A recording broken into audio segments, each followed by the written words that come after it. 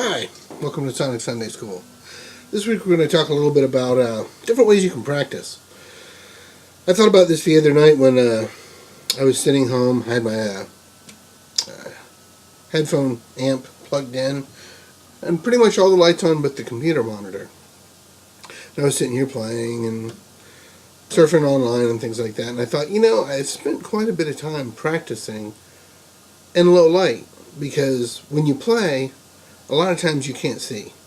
Either the stage lights have it so bright that you're just blind, or it's so dark on stage you can't really see. You can just barely make out your guitar, the side markers.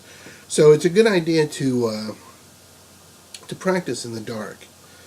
I don't have really the ability to play just one guitar all the time. Some people have gotten to know their guitar so well that they know that, if there's a little bump or something here, that they're right next to the 5th fret, and, they've just gotten to know their instrument that well.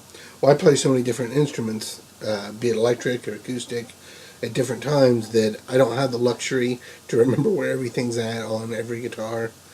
And that's certainly not a complaint. That's by design.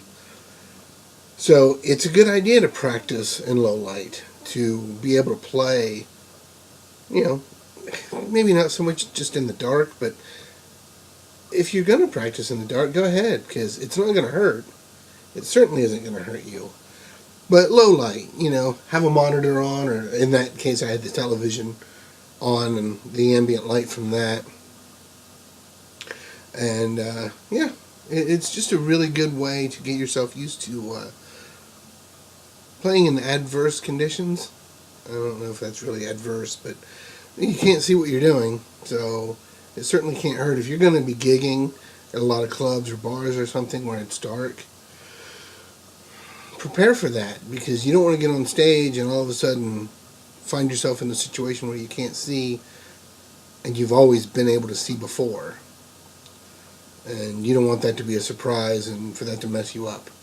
So, yes, practice in low light. Sometimes I'll play and I'll just sit either in the dark or just with my eyes closed.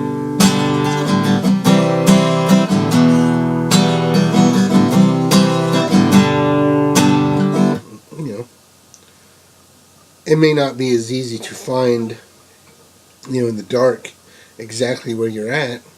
That's why I say low light, because usually there's enough light on the stage where you can see. It's just not that easy to see. Rarely have I found myself on stage where it's just pitch black, because you'd fall down. You'd trip over a cord or a stand or something for somebody else on the stage. So that's my advice for this week. Practice in different conditions, different lighting, be it low lighting or it's really hard to practice in super bright light, but low light certainly can't hurt. It can only help. Alright? Well, that's all I have for this week.